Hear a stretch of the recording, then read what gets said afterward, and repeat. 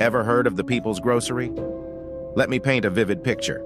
In the year 1892, amidst the racial tension of Memphis, three bold black entrepreneurs, Thomas Moss, Calvin McDowell, and William Henry Stewart, dared to defy the status quo. They opened a black-owned grocery store, a beacon of hope in a divided city, but their dream quickly turned into a nightmare. Falsely accused of planning an attack on white residents, they became the targets of a violent mob. Dragged from their cells, loaded onto a switch engine, and transported to a desolate railroad yard, they met a tragic end: the accusation. It all began with a simple dispute between black and white children, spiraling into a clash of communities. This false claim became the excuse for white grocers to strike at their competitors, the People's Grocery Company. Why? Because the store threatened the economic dominance of a white-owned grocery store that held a monopoly in the local black community. Ida B. In March of 1892, 3 black grocery store owners in Memphis, Tennessee were murdered by a mob of white men. Lynchings like these were happening all over the American South, often without any subsequent legal investigation or consequences for the murderers. But this time, a young journalist and friend of the victims set out to expose the truth about these killings. Her reports would shock the nation and launch her career as an investigative journalist, civic leader, and civil rights advocate. Her name was Ida B. Wells. Ida Bell Wells was born into slavery in Holly Springs, Mississippi on July 16, 1862, several months before the Emancipation Proclamation released her and her family. After losing both parents and a brother to yellow fever at the age of 16, she supported her 5 remaining siblings by working as a school teacher in Memphis, Tennessee. During this time, she began working as a journalist. Writing under the pen name Iola, by the early 1890s, she gained a reputation as a clear voice against racial injustice and became co-owner and editor of the Memphis Free Speech and Headlight newspaper. She had no shortage of material. In the decades following the Civil War, Southern whites attempted to reassert their power by committing crimes against black people, including suppressing their votes, vandalizing their businesses, and even murdering them. After the murder of her friends, Wells launched an investigation into lynching. She analyzed specific cases through newspaper reports and police records, and interviewed people who had lost friends and family to lynch mobs. She risked her life to get this information. As a black person investigating racially motivated murders, she enraged many of the same Southern white men involved in lynchings. Her bravery paid off. Most whites had claimed and subsequently reported that lynchings were responses to criminal acts by black people. But that was not usually the case. Through her research, Wells showed that these murders were actually a deliberate, brutal tactic to control or punish black people who competed with whites. Her friends, for example, had been lynched when their grocery store became popular enough to divert business from a white competitor. Wells published her findings in 1892. In response, a white mob destroyed her newspaper presses. She was out of town when they struck, but they threatened to kill her if she ever returned to Memphis. So she traveled to New York, where that same year she republished her research in a pamphlet titled Southern Horrors: Lynch Law in All Its Phases. In 1895, after settling in Chicago, she built on Southern Horrors in a longer piece called The Red Record. Her careful documentation of the horrors of lynching and impassioned public speeches drew international attention. Wells used her newfound fame to amplify her message. She traveled to Europe, where she rallied European outrage against racial violence in the American South, in hopes that the U.S. government and public would follow their example. Back in the U.S., she didn't hesitate to confront powerful organizations, fighting the segregationist policies of the YMCA and leading a delegation to the White House to protest discriminatory workplace practices. She did all of this while disenfranchised herself. Women didn't win the right to vote until Wells was in her late 50s. And even then, the vote was primarily extended to white women only. Wells was a key player in the battle for voting inclusion, starting a black women's suffrage organization in Chicago. But in spite of her deep commitment to women's rights, she clashed with white leaders of the movement. During a march for women's suffrage in Washington, D.C., she ignored the organizers' attempt to placate Southern bigotry by placing black women in the back and marched up front alongside the white women. She also chafed with other civil rights leaders who saw her as a dangerous radical. She insisted on airing, in full detail, the atrocities taking place in the South, while others thought doing so would be counterproductive to negotiations with white politicians. Although she participated in the founding of the NAACP, she was soon sidelined from the organization. Wells' unwillingness to compromise any aspect of her vision of justice shined a light on the weak points of the various rights movements and ultimately made them stronger, but also made it difficult for her to find a place within them. She was ahead of her time, waging a tireless struggle for equality and justice, decades before many had even begun to imagine it possible.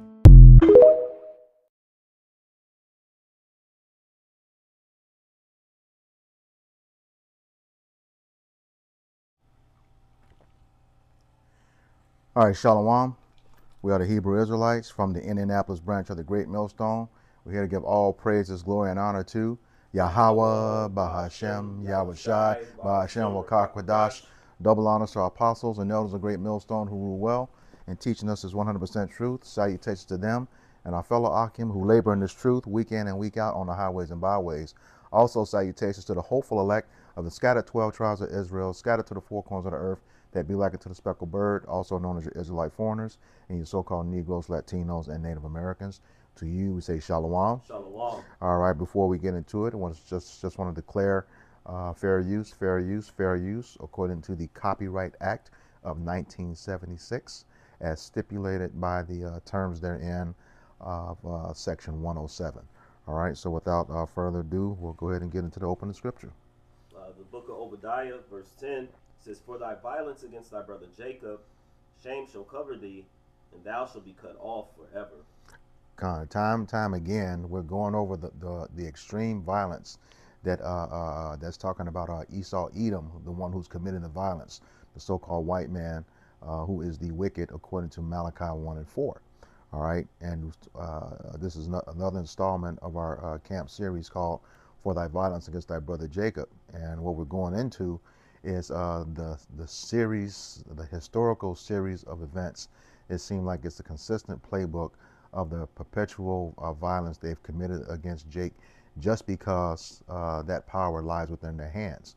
Okay, it says, shame shall cover thee. And that shame right now is all of their history being exposed. And you can see right now that the entire world is turning against Esau. Okay, they're fed up with this shenanigans. Like the scriptures say, nations are mad now. Okay, because of everything that they've done. All right, and it says, and they shall be cut off forever. So after this rulership of theirs is over, all over the world, they're going to go into captivity, twice as long and twice as hard, as the Israelites have been in. All right, and then after that, they're going to be rounded up and destroyed, according to Obadiah 1 and 18. All right. So, and one of the instances of that violence you see on the screen, it's called 3 Black Grocers Lynched in Memphis, Tennessee. This story is also better known as the People's Grocery. It took place in 1892, and for the most part, Esau didn't like competition, in the neighborhood where these 3 grocers lived. All right, so basically they took them out, and there will be a copy, a link to this article in the description box. All right, so we'll get right into it. It says, on March 9th, 1892, a white mob stormed the Memphis jail, seized 3 black men held inside, and brutally lynched them without trial. And, I just want to say at this point, this is a recurring thing, that says they stormed the jail. No, this is the narrative that they give. Whoever was running the jail, open the jail up. And you can't have the same thing happening all the time. We know this about Esau. Once he's burnt on something, he adjusts to it. All right. Like, in history, we've talked about, there was one of the recessions where they wouldn't allow Jake to keep money in the bank. All right. So when the crash came in the early 1900s, all the Edomites, or so-called white people, lost their money, but Jake was thriving because he had his money in his hand. All right. So now they made that adjustment to have everyone keep their money in the bank. So we're just saying here, this is a recurring theme throughout history, where these mobs storm the jail. No, they were let into jail. All right. Anybody got something? Okay. I do. Okay. back to the article. It says earlier that year, these same black men, Thomas Moss, Calvin McDowell, and William Henry Stewart, opened a People's Grocery Company in Memphis, Tennessee. Located across the street from a white-owned grocery store that had previously had a monopoly in the black community, the men's new business reduced the white store's profits.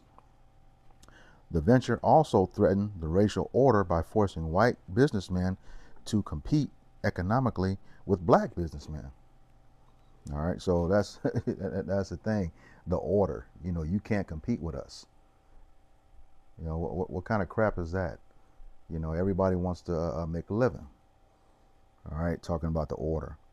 All right, it says, in the midst of this tension, a small fight between black and white children grew into a larger conflict between black and white men in the area. Afterward, some white men accused the People's Grocery of being a meeting place for black men planning an attack on white residents. This was largely a pretext to target the store for destruction, and the grocery owners and other black men gathered with arms to defend the store against the attack. It says, when the white mob attacked the store one evening soon after, shots were exchanged and 3 white men were wounded. Mr. Moss, Mr. McDowell, and Mr. Stewart were quickly arrested, and sensational newspaper reports published the next day fanned the flames of racial outrage. Okay, and in this piece right here, they just arrested them. Right. It doesn't say who fired the shots, but their target, like I said, the target was the grocery store because it had reduced their profits. Right? Go ahead. It's the book of Amos, chapter 1, verse 11. It says, "Thus saith the Lord, for 3 transgressions of Edom, and for 4, I will not turn away the punishment thereof, because he did pursue his brother with the sword, and did cast off all pity, and his anger did tear perpetually, and he kept his wrath forever." So to bring this up is because, again, this is just a reoccurring thing, right? So because of the hatred that Esau, so-called white man, has for so-called blacks, Hispanics, and Native Indians, in this case, this is the Judite men, so-called black men, just even, the sheer competition, or, not even saying competition, because in many cases, you would go to their grocery stores and you couldn't, they would say whites only, Mm-hmm. a lot of times, or when you did go, they give you a hard time, Mm-hmm. when you did go into their the establishments. Yep. So then now they create their own establishments, for their people and for whoever else, and of course, Jake can grow their own vegetables and fruits and certain things, and so of course they can charge better prices, and still make money during Mm-hmm. the time, Mm-hmm. and help the people out as well. God. But at the same time, Esau, through his perpetual hatred, had to say, not only are we going to take out the grocery store, but we need to take them out as well. Mm-hmm. So this is just a continuous thing. He says, but I will send a fire upon Teman, which shall devour the palaces of Basra. So of course, this is just the high places of Esau, Mm-hmm. Soon and very soon, Yahweh Shai is going to destroy all the things in which they established, and they're going to receive it with the same vengeance and wrath in which they pushed out, like the scriptures say. He that diggeth the pit, shall fall therein. God. Whatsoever a man soweth, that shall he also reap. Mm-hmm. And you will receive a recompense without mercy, Mm-hmm. because you've shown no mercy. So all these things will play its part soon and real soon. God. You got to go ahead. Yep, this is Deuteronomy chapter 28, verses 43 and 44.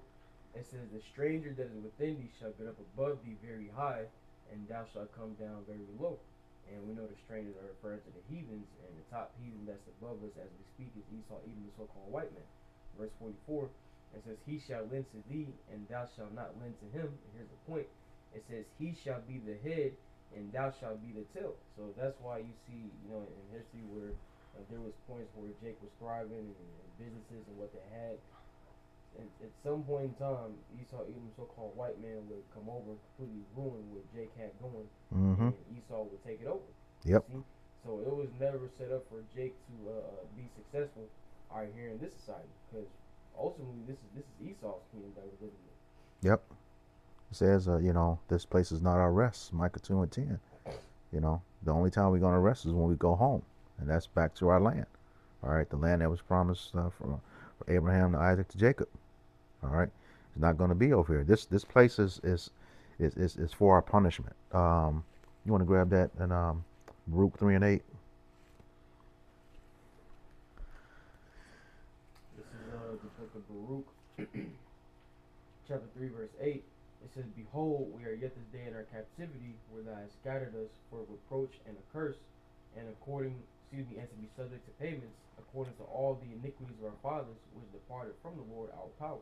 God, so yeah, we're in this place on a punishment, okay, for the transgressions of our forefathers, which you know we are too, as it pertains to the third and fourth generation.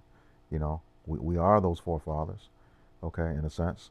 But you know, hey, we're here serving out this punishment according to the curses, Deuteronomy 28 and 68. All right, like I said, we were scattered too, so we're all over the place, and no matter where you go, Jake is going to be going through this. You know, that's why you know anybody. I just referred to the movie Friday.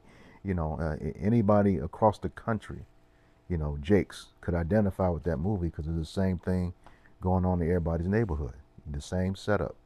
All right, so we're definitely under those curses. All right, so yeah, we always gonna be the tail here until it's time for the Lord to come back and deliver us, which you know we hope is this year the way things are shaping up. You know, as it was declared, you know, by Apostle Tahar, you know, the 2025 is the hopeful year of our deliverance, talking about the elect of Israel and the destruction and judgment of Esau, Edom. All right. Okay. Back to the article. It says, when the white mob attacked the store one evening soon after, shots were exchanged and 3 white men were wounded. Mr. Moss, Mr. McDowell, and Mr. Stewart were quickly arrested, and sensational newspaper reports published the next day fanned the flames of racial outrage. The lynching came soon after. In his last words before his death, Thomas Moss reportedly declared, "Tell my people to go west. There is no justice for them here." And as I was just saying, you know, there's not going to be any justice anywhere in the United States. You know, we're subject to payments. This is our captivity, you know, until we go home.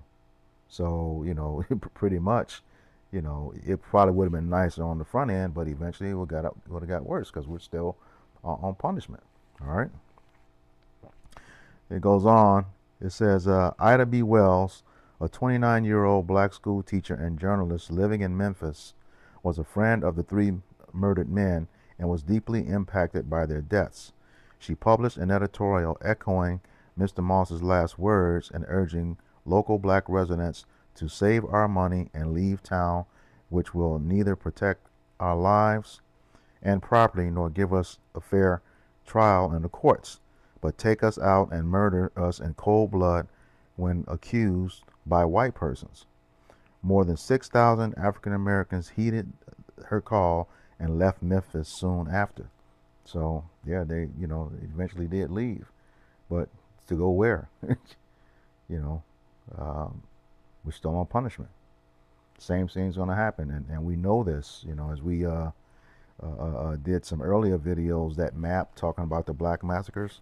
You know, those were all over the United States, more predominantly in the South. You know, from this time period, from like 1865 up until as most recently with the shooting in Buffalo, New York. You know, the mass shooting, just go in and start taking Jake out. All right. Yep. And the thing is like she made that statement, but then now you have a lot of the same things going on. Mm-hmm. But then you have the men of the Lord that are that the Yahweh Shai has risen up. and in that place, they're telling you, you know, this is the way, right? She's giving them, oh, go west, Mm-hmm. right? Now the men of the Lord are saying, if you could grab that for me, Baba Basha, bread of affliction, though thy teachers not be in the corner anymore. Mm-hmm. This is Isaiah chapter 30 and verse 20.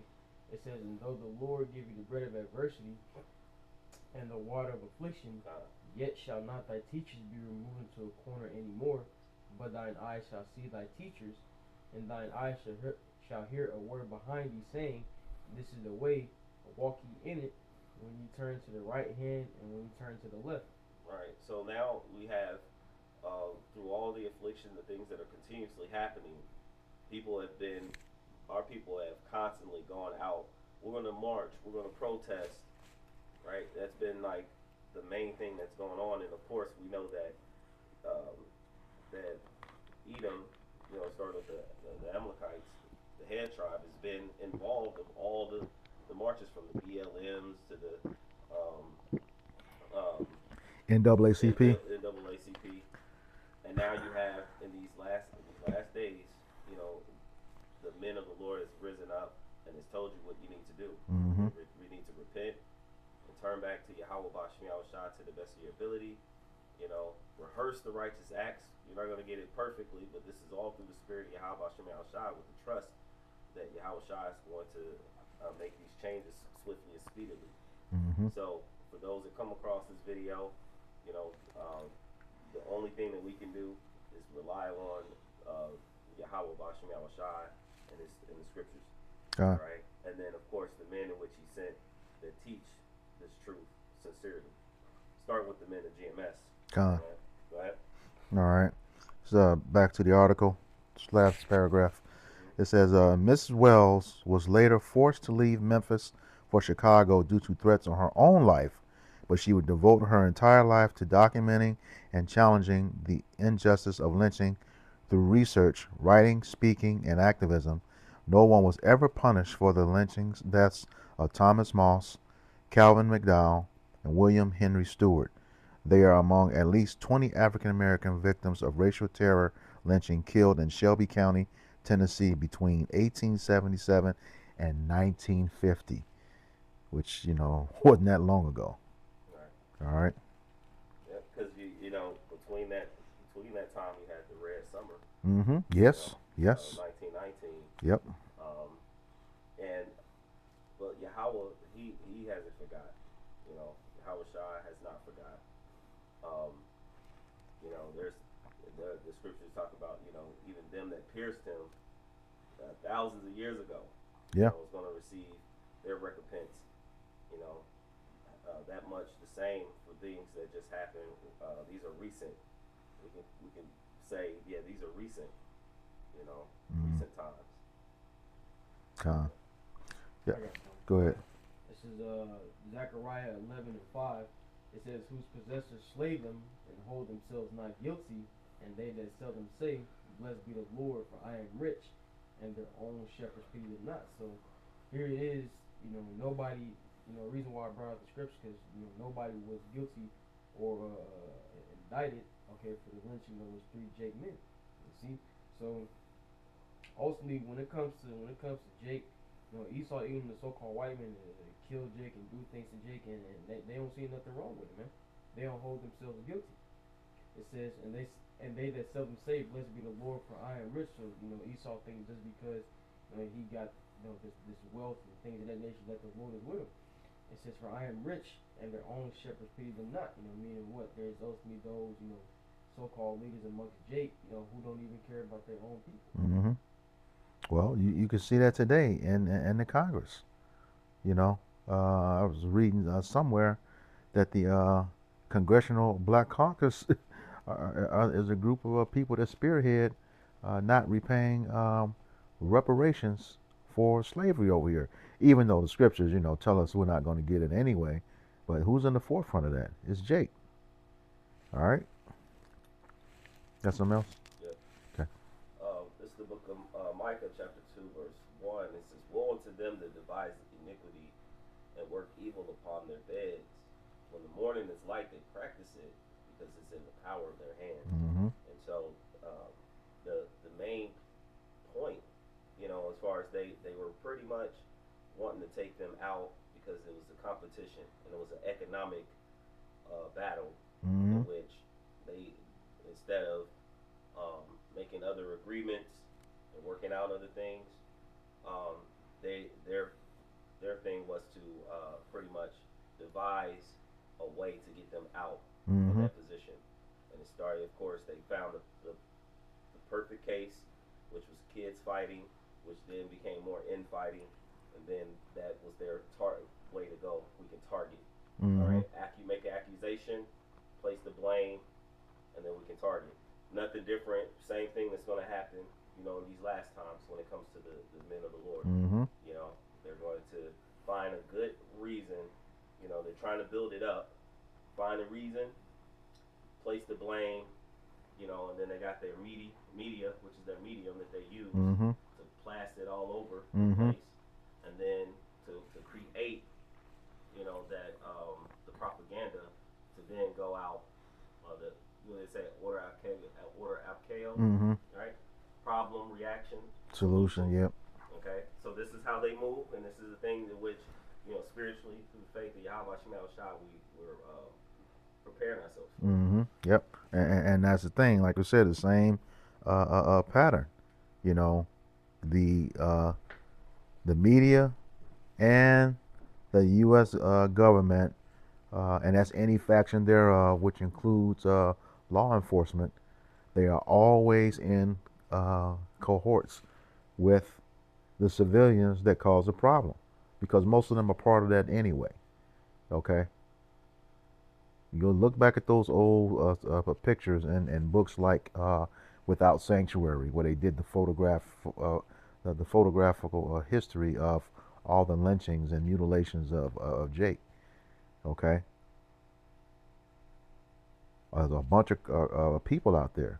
All of them, judges, lawyers, you know, over doctors, law enforcement, along with the regular civilians. All right. This is the book of Exodus, chapter 23, verses 1 and 2. Going back to your point, Barah, it says, "Thou shalt not raise a false report. Put not thine hand with the wicked to be an unrighteous witness." And like I said, that store was targeted because it was reducing their profits.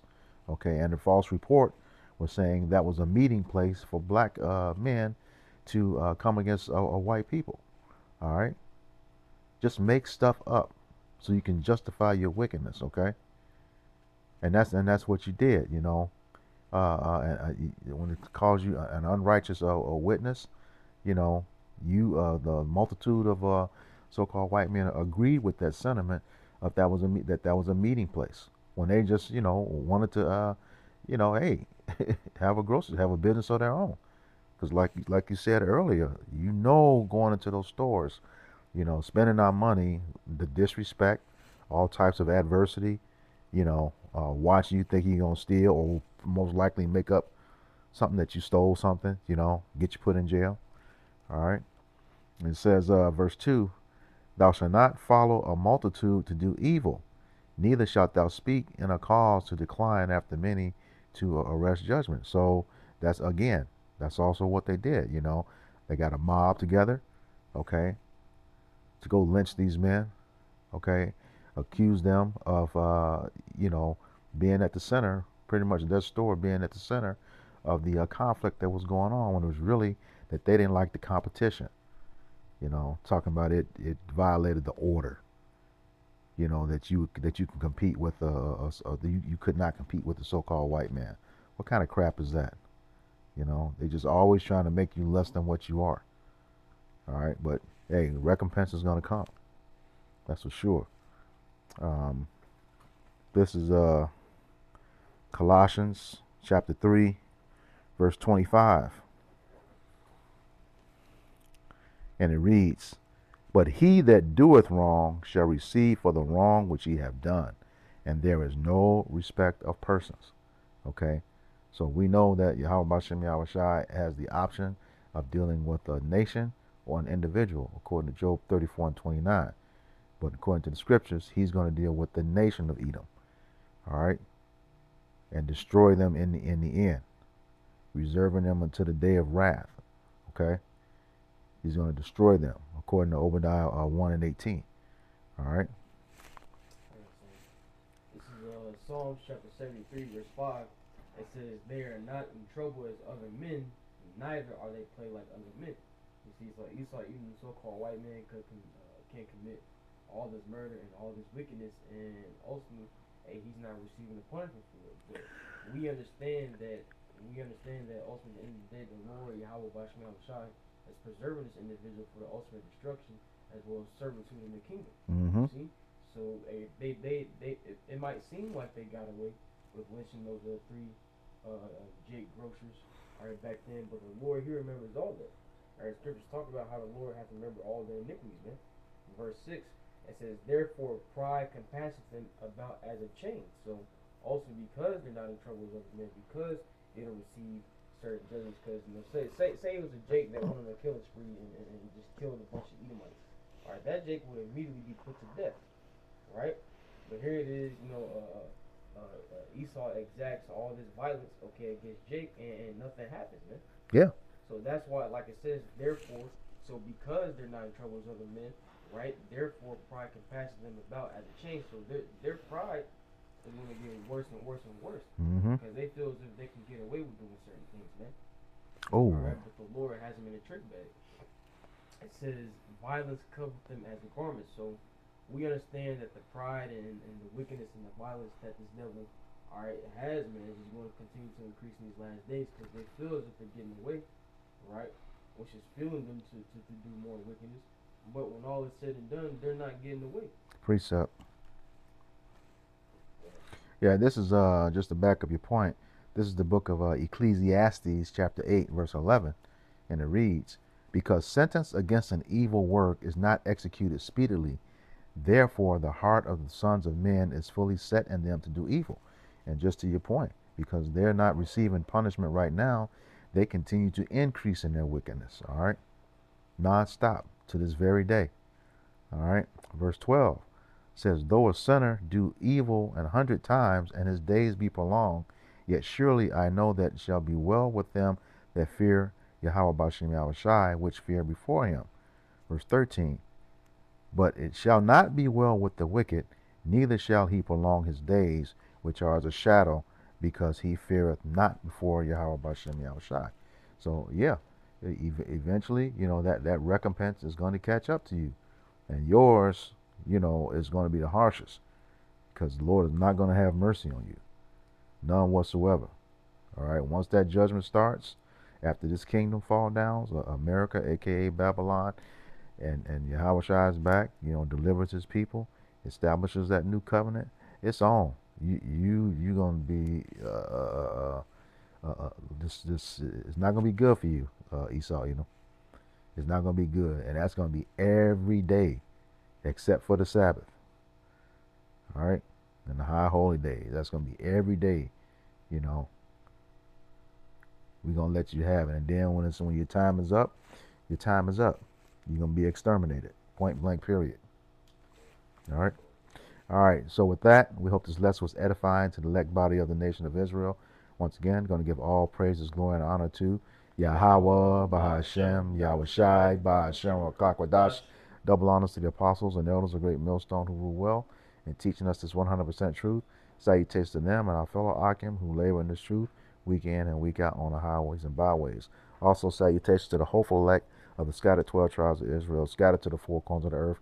They be like it to the speckled bird. To you, we say Shalom. Shalom. Kwam Yasharala. Kwame Sharala. Abba Babal.